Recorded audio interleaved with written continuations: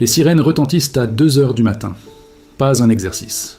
Votre téléphone s'allume avec une alerte d'urgence. Attaque contre les infrastructures. Réseau possiblement hors service. Restez à l'abri. Vous allez dans la cuisine et ouvrez le placard. Des pâtes, une demi-boîte, quelques soupes en conserve, un pot de beurre de cacahuète. 3 jours, peut-être, en faisant attention. Après ça, plus rien. Ce n'est pas une hypothèse. Des services publics de gestion de crise partout dans le pays ont ce scénario précis dans leur dossier, là, maintenant. Il y a 8 choses à faire avant ce soir. 8 gestes qui transforment 3 jours de nourriture en 3 mois. Et la dernière, la 8e, est stockée discrètement par le gouvernement fédéral près de presque chaque site nucléaire aux États-Unis. Ça coûte moins qu'un repas de fast-food. La plupart des survivalistes n'y ont jamais pensé. C'est là que ça mène. Vous n'avez pas mangé depuis 18 heures. Vous n'avez même plus faim, c'est devenu cette douleur creuse, tendue, impossible à oublier. Vous regardez le robinet et l'ouvrez. Rien. Ou alors, l'eau est marron. Le réseau électrique est coupé. Les stations de pompage, les installations qui poussent l'eau dans chaque canalisation de votre ville, sont tombées avec lui.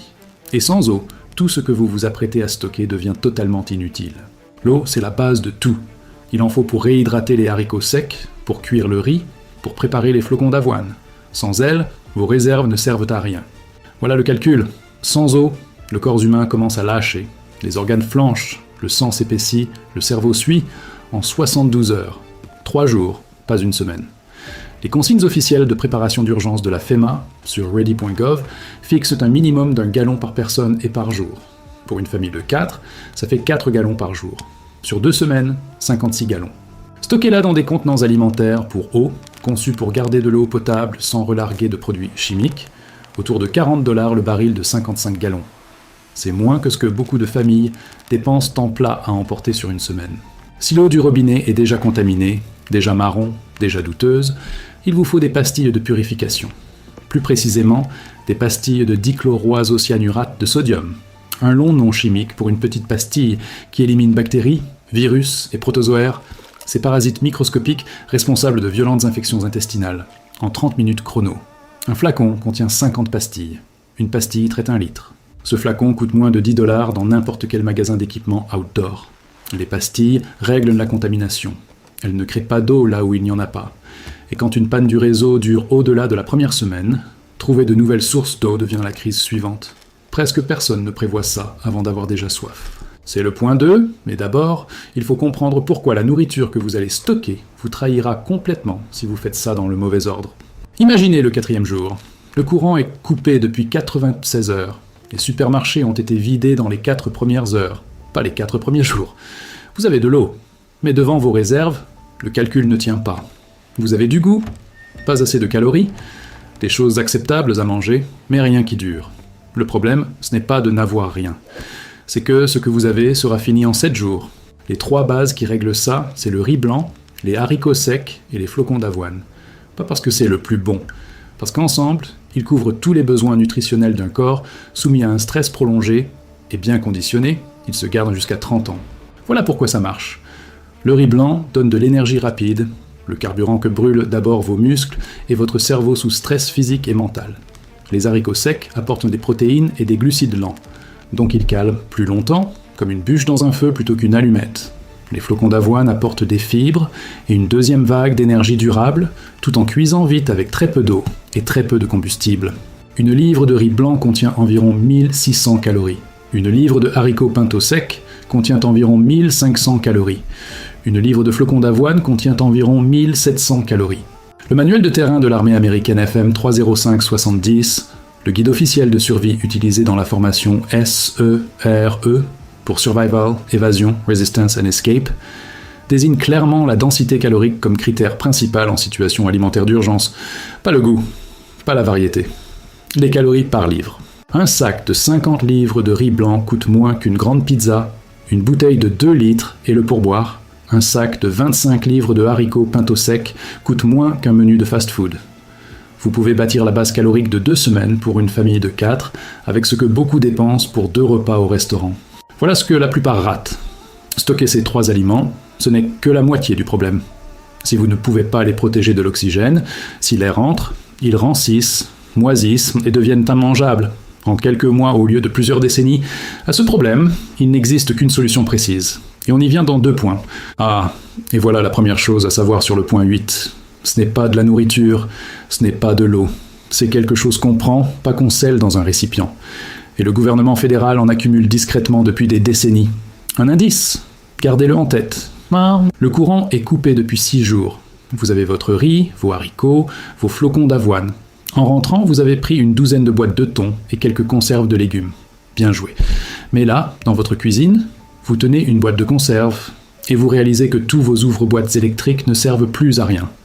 Le tiroir où était l'ouvre-boîte manuel est vide parce que vous l'avez jeté pendant les travaux. La boîte est dans votre main. La nourriture est dedans. Et vous ne pouvez pas l'atteindre.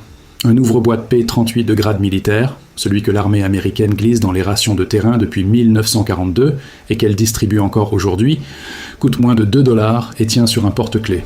Sur la liste officielle de fournitures d'urgence de la FEMA, l'ouvre-boîte manuel est noté comme indispensable. Pas conseillé. Indispensable. Mais l'ouvre-boîte, ce n'est que le début de ce que vous devez savoir faire à la main. Un moulin à grains à manivelle, un appareil qui transforme les céréales complètes en farine avec la seule force du bras, coûte entre 30 et 60$ et transforme votre riz et votre avoine stockés en pain, crêpes et porridge quand le carburant manque et que toutes les batteries sont mortes. Voyez ça exactement comme un vélo face à une voiture. La voiture est plus rapide et plus simple, jusqu'au jour où il n'y a plus d'essence. Le vélo, lui, marche quoi que fasse le réseau. Les supports de formation du Community Emergency Response Team du Department of Homeland Security désignent clairement les outils manuels de préparation alimentaire comme une faille majeure dans la plupart des plans d'urgence familiaux. Pas parce que les gens ignorent leur importance, parce qu'ils partent du principe que le réseau reviendra avant d'en avoir besoin. Après l'ouragan Maria, il a fallu 11 jours pour rétablir le courant dans la capitale de Porto Rico. Dans certaines zones de l'île, il a fallu 11 mois. Ne partez pas là-dessus. Jusqu'ici, tous les outils de cette liste peuvent être neutralisés par une seule chose à laquelle vous n'avez sans doute pas encore pensé. C'est l'élément 4. Et c'est lui qui décide si toute votre réserve dure 1 semaine ou 10 ans. Vous avez tout fait comme il faut. Vous avez acheté le riz, vous avez acheté les haricots, vous les avez stockés dans les bacs en plastique du garage. 3 mois plus tard, avant même qu'il se passe quoi que ce soit, vous ouvrez le bac et vous trouvez des charançons. Les charançons sont de minuscules coléoptères des grains qui pondent leurs œufs dans chaque grain de riz et éclosent dans votre contenant pourtant fermé. Ou alors vous découvrez que l'avoine a ranci, devenue âcre et aigre au contact de l'oxygène, parce que l'huile du grain s'est oxydée, comme une pomme coupée qui brunit à l'air. Pas parce que vous avez mal fait, parce que les bacs en plastique respirent. L'oxygène entre. Et c'est l'oxygène qui détruit les aliments stockés. La solution, ce sont les sacs Mylar. Un sac Mylar, c'est une pochette épaisse doublée de feuilles métalliques. Imaginez l'intérieur d'un paquet de chips, mais bien plus épais et soudable à chaud, qui bloque l'oxygène, l'humidité et la lumière avant qu'ils n'atteignent la nourriture. Quand vous enfermez votre riz, vos haricots et votre avoine dans un sac Mylar avec un absorbeur d'oxygène, un petit sachet rempli de poudre de fer qui réagit chimiquement et consomme chaque molécule d'oxygène dans le sac fermé, comme une chaufferette produit de la chaleur par réaction chimique, vous faites tomber le taux d'oxygène interne presque à 0. Un taux d'oxygène quasi nul. Les bactéries ne peuvent pas se développer. Les insectes ne peuvent pas boucler leur cycle de vie. Les huiles ne peuvent pas s'oxyder. Le programme Extension de l'Université d'État de l'Utah, qui mène l'un des programmes de recherche les plus rigoureux sur le stockage alimentaire longue durée aux États-Unis, a montré que du riz blanc conservé dans des sacs Mylar, avec absorbeur d'oxygène, restait entièrement comestible et intact sur le plan nutritionnel jusqu'à 30 ans. 30 ans. Une boîte de 1000 absorbeurs d'oxygène de 300 cc coûte environ $20. Moins que ce que la plupart des gens dépensent en café en 1 semaine. Un lot de 100 sacs Mylar de 5 gallons coûte $30. Pour $50 au total, vous pouvez sceller assez de nourriture pour nourrir une famille de 4 personnes pendant 3 mois. Regardez ce qu'il y a sur cette liste jusque-là. Rien de tactique, rien avec une marque connue. Rien qui fera des likes sur une photo d'équipement. Ce n'est pas un hasard. L'industrie du survivalisme ne peut pas vous facturer $300 pour un sac Mylar et un absorbeur d'oxygène, alors elle passe discrètement dessus et vous vend à la place des aliments lyophilisés à $12 la boîte. Vous venez de voir le schéma. C'est exactement le but. C'est la 2e semaine. Vous mangez votre riz et vos haricots stockés. Vous êtes en vie. Vous tenez le coup. Mais il se passe quelque chose que vous n'aviez pas prévu. Des crampes musculaires la nuit. Le cerveau dans le brouillard le jour. Un mal de tête sourd, constant, qui ne passe pas. Vous n'êtes pas malade, vous manquez de sodium, votre corps a besoin de sodium, de sel, pour réguler les signaux électriques qui parcourent votre système nerveux. De la même façon qu'une batterie a besoin de la bonne composition chimique pour garder sa charge, vos neurones ont besoin de sodium pour fonctionner correctement. Sans assez de sodium, vous avez des crampes, de la confusion, des vertiges et, dans les cas graves, des convulsions. Or, votre riz et vos haricots stockés n'en contiennent presque pas. Le sel est aussi la plus ancienne technique de conservation alimentaire de l'histoire humaine. Avant les réfrigérateurs, avant les conserves, avant le mylar, il y avait le sel. Frotter du sel sur de la viande, du poisson ou des légumes en fait sortir l'eau par un processus appelé osmose, ce qui veut simplement dire que l'eau passe d'un milieu humide vers un milieu sec pour rétablir l'équilibre, et sans eau dans l'aliment, les bactéries ne peuvent ni croître ni se reproduire. Le sel ne tue pas directement les bactéries, il supprime les conditions dont elles ont besoin pour survivre. Vos grands-parents gardaient au sous-sol un sac de 10 kg de sel à conserve, sans même y penser. On l'a remplacé par le frigo, par la livraison de courses dès le lendemain, par le confort, et aujourd'hui, la plupart des foyers ont sur le plan de travail un petit cylindre qui tiendrait 3 jours, au mieux. Le manuel de survie de l'armée américaine FM 2176 classe le sel parmi les matériaux de survie non alimentaires essentiels. Pas un assaisonnement, essentiel. Un sac de 2,5 kg de sel à conserve non iodé. Celui qu'on utilise pour conserver les aliments, contrairement au sel de table qui contient des anti-agglomérants, troublant les saumures et gênant la conservation, coûte moins de 2 $, moins qu'une barre chocolatée. Achetez-en 6 ce soir. Voilà la deuxième chose à savoir sur l'objet numéro 8. Elle concerne aussi un composé chimique très précis qui remplit une seule fonction ciblée dans votre corps. Mais contrairement au sel, il protège un seul organe, la glande de votre gorge qui règle la façon dont chaque cellule de votre corps utilise l'énergie. Si cette glande est endommagée, toutes vos réserves de nourriture ne servent plus à rien. Gardez ça en tête. 3e jour, le riz est stocké. Les haricots sont scellés. L'eau est prête. Mais vous n'avez rien mangé de chaud depuis 48 heures parce que tous vos moyens de cuisson, cuisinière, micro-ondes, plaques électriques multicuiseurs, dépendent du réseau. Et le réseau est coupé. Les haricots rouges crus, non trempés, ne sont pas juste immangeables. Ils contiennent une toxine naturelle appelée phytohémagglutinine, un composé qui provoque de violents vomissements et l'arrêt du transit, et seule une chaleur forte et prolongée la neutralise. Vous ne mangerez pas vos haricots stockés sans feu. Il vous faut un mode de cuisson qui ne dépende pas du réseau, pas comme plan B, comme plan principal. Un réchaud de camping à un feu au propane coûte 25 $. Une cartouche d'1 livre dure environ 2 heures d'utilisation continue. Pour une famille qui prépare 2 repas par jour, 6 cartouches donnent 3 jours de combustible. C'est un début. Mais pour des situations longues, celles qui durent des semaines ou des mois, il faut quelque chose de plus durable.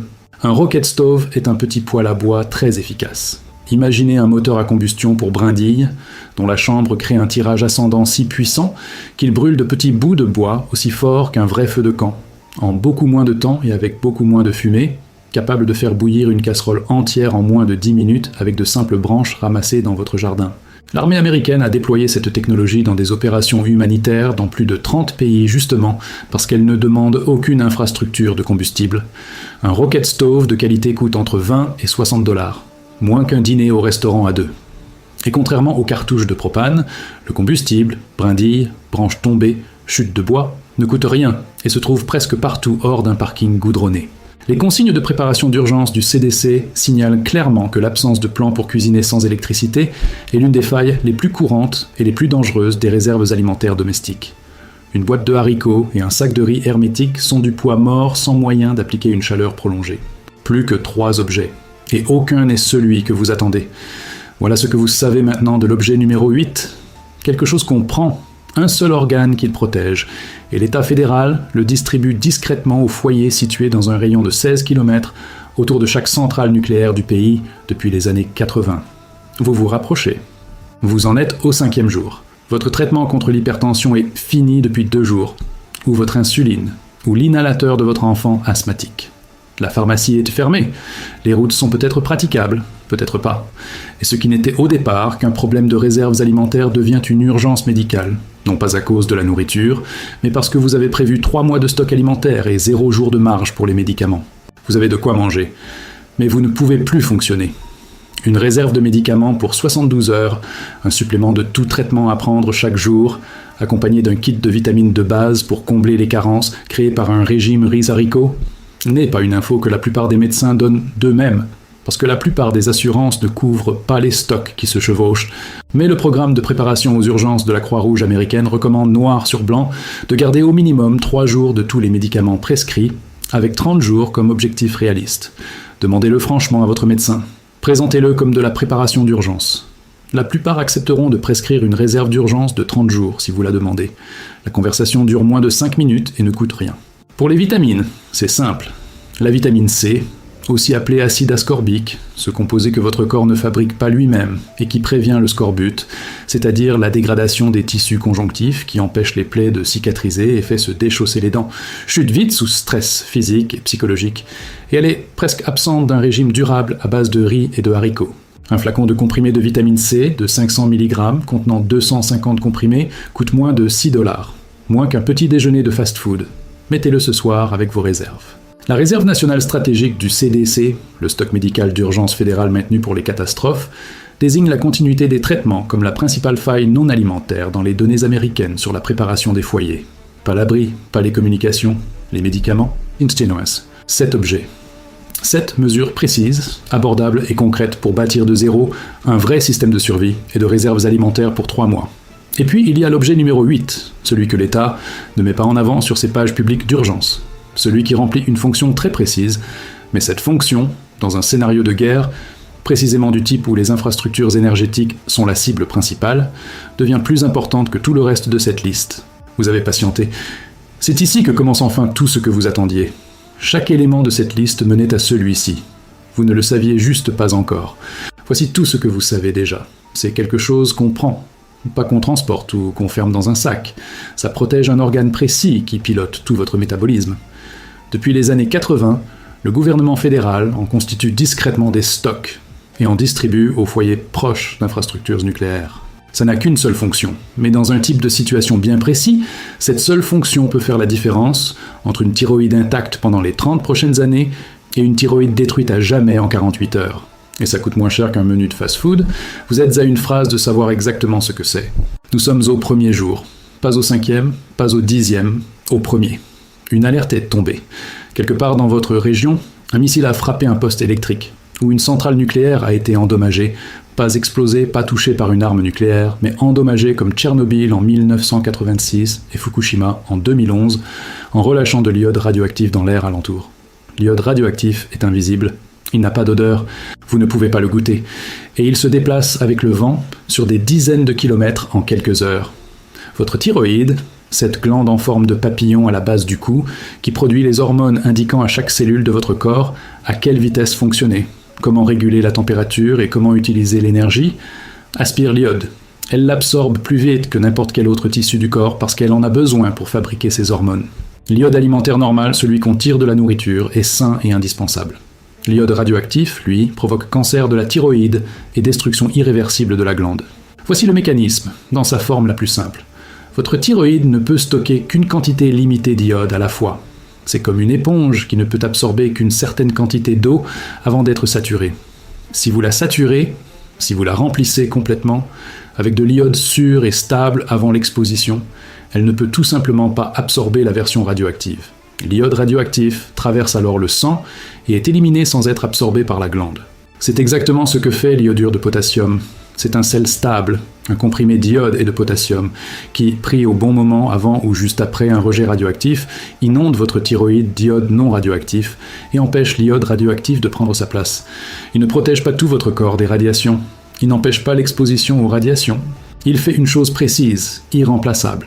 Protéger votre thyroïde d'une forme précise et catastrophique de dommages radiologiques pendant la seule fenêtre où ce dommage peut se produire. La Nuclear Regulatory Commission des États-Unis, l'agence fédérale qui supervise chaque installation nucléaire civile en service dans le pays, recommande explicitement à tous les foyers situés dans un rayon de 80 km d'une centrale de stocker des comprimés d'iodure de potassium. Le Department of Homeland Security a coordonné, à l'échelle des États, la distribution de KI pour iodure de potassium à des millions de foyers proches d'infrastructures nucléaires. L'Organisation mondiale de la santé confirme une dose adulte de 130 mg une fois par jour tant que le risque d'exposition est actif. Une boîte de 14 comprimés d'iodure de potassium approuvée par la FDA, dosée à 130 mg, coûte entre 10 et 15 $ en ligne. Moins qu'un abonnement à une plateforme de streaming, moins qu'un menu de fast-food pour deux. Et voilà pourquoi cet élément a sa place dans une vidéo de stockage alimentaire sur la guerre et la panne du réseau. Si une attaque ennemie vise les infrastructures américaines, et toutes les analyses de défense, classifiées ou déclassifiées, sur un tel scénario désignent les infrastructures électriques, les stations de traitement de l'eau et les sites nucléaires comme cibles prioritaires, le risque de rejet d'iode radioactif n'a rien d'une hypothèse lointaine. Les États-Unis exploitent actuellement 93 réacteurs nucléaires dans 28 États. Statistiquement, vous êtes en ce moment à moins de 80 km de l'un d'eux. Une panne générale causée par une frappe ciblée sur les infrastructures est exactement le scénario où un incident nucléaire simultané devient une menace réelle, aérienne et invisible. Vos réserves alimentaires vous maintiennent en vie pendant 3 mois. L'iodure de potassium garde votre thyroïde intacte pour les 30 prochaines années. Les deux comptent, l'un d'eux coûte $10 et prend moins de place qu'un jeu de cartes. Le programme SERE, le cursus militaire américain, Survival, Évasion, Resistance and Escape, enseigné au personnel opérant dans des environnements à haut risque, transmet un concept appelé superposition des menaces. Repérer et prévoir les menaces invisibles et chimiques, en plus des menaces physiques et visibles. L'iode radioactif est une menace invisible, chimique et aéroportée, qui peut commencer à endommager définitivement votre thyroïde dans les 48 premières heures d'un incident nucléaire. Une fois cette fenêtre fermée, l'iodure de potassium ne sert plus à rien. Il n'y a pas de seconde chance. Soit vous l'aviez avant d'en avoir besoin, soit vous ne l'aviez pas. C'est l'objet que la plupart des survivalistes zappent complètement. Pas parce qu'ils s'en fichent, parce que personne ne peut vendre $300 un comprimé qui en coûte 10. Alors il n'apparaît pas dans les listes de matériel sponsorisé. Il n'apparaît pas sur les miniatures YouTube à côté des sacs Tac-Tec. Il n'est pas en rayon dans les magasins d'équipements outdoor, entre les gourdes camouflage et les allumes-feu. En revanche, il est dans les stocks d'urgence du gouvernement fédéral. Il est dans les plans de distribution des agences d'urgence des États. Et à partir de ce soir, il doit être chez vous. Achetez-le en ligne auprès d'une pharmacie fiable. Rangez-le avec vos médicaments, pas avec la nourriture. Vérifiez la date de péremption avant de le stocker. La plupart des formules se gardent 7 ans, même si la FDA a confirmé que l'iodure de potassium reste efficace bien après la date imprimée s'il est conservé au frais et au sec.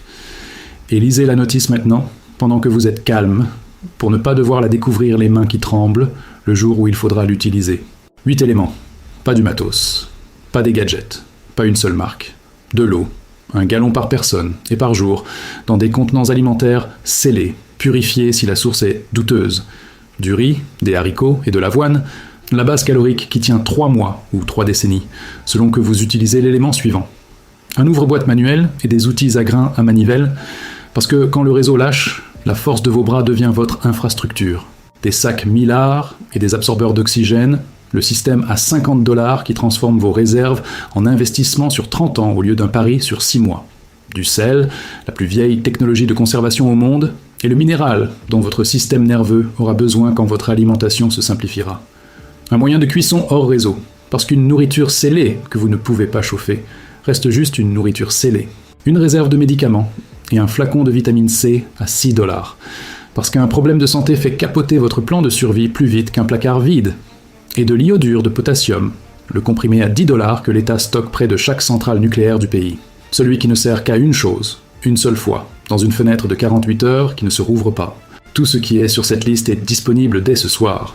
Le tout coûte moins qu'une semaine de course pour une famille de 4 personnes. Rien n'exige une mentalité tactique, ni une montagne d'équipements. Il faut juste une décision, prise avant l'alerte, pas après. Ceux qui survivent aux catastrophes ne sont pas les plus chanceux. Ce sont ceux qui avaient déjà un plan pendant que les autres faisaient encore la queue au supermarché, en se demandant où toute l'eau était passée. Vous venez de faire ce qu'eux ne feront pas.